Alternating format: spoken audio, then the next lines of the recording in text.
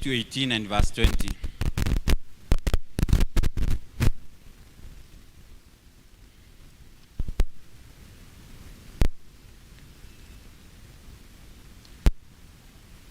Praise be to God. Let us read this scripture.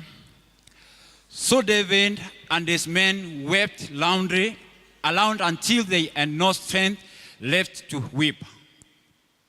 David's 2 wives had been captured, Ahinoam of Jezreel and Abigail.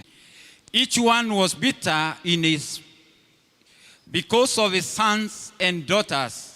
But David found strength in the Lord his God.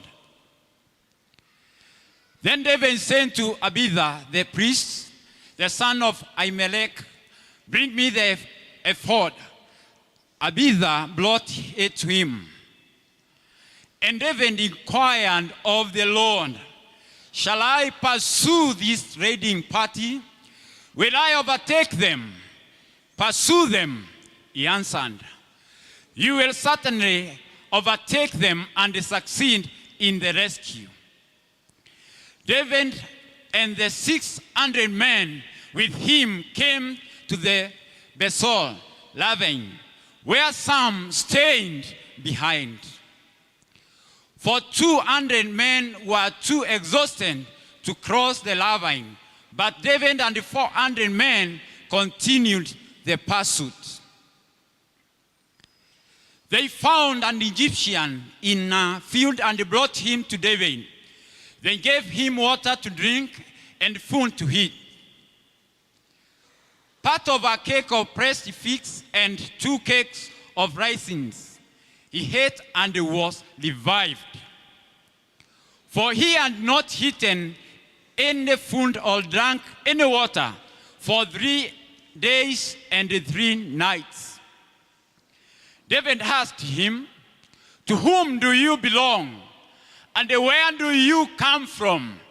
He said, "I am an Egyptian, the slave of an Amalekite. My master abandoned me when I became ill 3 days ago. We raided the Negev of the Kerethites and the territory belonging to Judah and the Negev of Caleb, and we burned Ziklag." David asked, "Can you lead me down to this raiding party?" He answered, "Swear to me before God that you will not kill me or hand me over to my master. Take you down to them." He led David down, and there they were, scattered over the countryside, eating, drinking, and reveling because of the great amount of plunder they had taken from the land of Philistine and from Judah. And none of them got away except 400 young men who rode off on camels and fled. All the flock and herds and his men drove them ahead of the other livestock, saying, "This is David's plunder." Then David came to the 200 men who had been too exhausted to follow him and who were left behind at the Besor ravine. They came out to meet David and the people with him. As David and his men approached, he greeted them.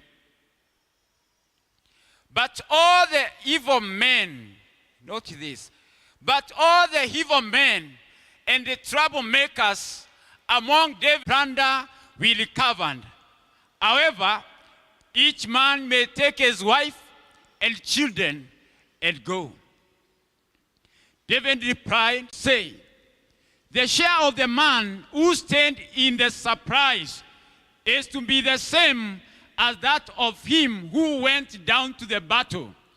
All will share alike." David met Judah, who were his friends, saying, "Here is a present for you from the plunder of the Lord's enemy."